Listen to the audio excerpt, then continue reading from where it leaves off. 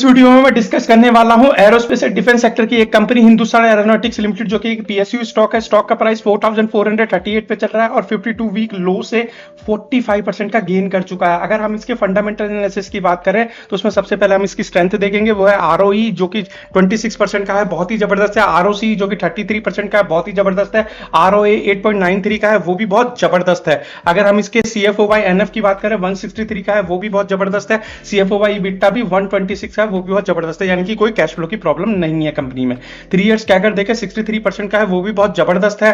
और अगर हम इसका डेट टू इक्विटी देखें तो वो भी बहुत जबरदस्त दिखाई देता है, वो भी उसमें कुछ खास बात नहीं है, यानी कि कंपनी के ऊपर किसी तरह का कोई डेट नहीं है। अब अगर हम इसकी वीकनेस की बात करें तो पी जो रेशो है 35 का दिखाई देता है, इंडस्ट्रियल पी 70 का है, यहां पर अंडर वैल्यूड दिखाई देता है। लेकिन पी इस केस में ज्यादा रिलीवेंट नहीं है, यहां पर बुक वैल्यू को देखना बहुत जरूरी है, जो 523 की है और पीबी रेशो 8.46 का, यानी बुक वैल्यू के हिसाब से स्टॉक ओवर वैल्यूड दिखाई देता है। और अगर पैग रेशो की बात करें तो 1.97 का, यहां पर भी ओवर वैल्यूड दिखाई देता है स्टॉक। अगर इंट्रिंसिक वैल्यू की बात करें 1725 की है, स्टॉक का प्राइस चल रहा है 4441 पर, यहां पर भी ओवर वैल्यूड दिखाई देता है। अगर फेयर वैल्यू की बात करें 4452, यहां पर ठीक ठाक सा दिखाई देता है। आरएसआई का लेवल 33.6 है, कुछ खास नहीं है, यानी कि ओवरसोल्ड जोन में है।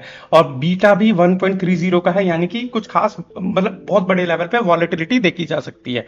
अगर हम 1 ईयर का अगर देखें तो -8% का है, वो मतलब डिक्लाइनिंग ट्रेंड में है स्टॉक। और एफआईडीएस की होल्डिंग भी देखें 11.9% की है और 8.67% की है, वो भी ठीक ठाक से ही दिखाई देती है। Year on year sales growth 2% की है, कुछ खास नहीं है।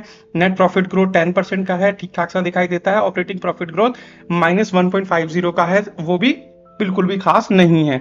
हाँ, अगर इसकी ऑर्डर बुक देखें 1.2 लाख करोड़ की है, वो बहुत अच्छी बात है स्टॉक के लिए। अगर हम इसका ट्रेंड एनालिसिस देखें तो ट्रेंड एनालिसिस में 1 डे का कुछ खास नहीं है, रिटर्न 1 वीक का भी कुछ खास नहीं है, 1 मंथ का भी कुछ खास नहीं है, 3 मंथ का भी कुछ खास नहीं है, 1 ईयर का भी कुछ खास नहीं है। लेकिन 3 इयर्स में इसने 337% के रिटर्न दिए, बहुत अच्छी बात है। 5 इयर्स में इसने 917 के रिटर्न दिए है, वो बहुत अच्छी बात है। स्वॉट एनालिसिस को देखें तो 13 की स्ट्रेंथ है इसकी, 5 अपॉर्चुनिटीज है, बहुत जबरदस्त बात है। वीकनेस 8 है और थ्रेट भी 2 है, यानी स्वॉट एनालिसिस में भी अच्छा है स्टॉक।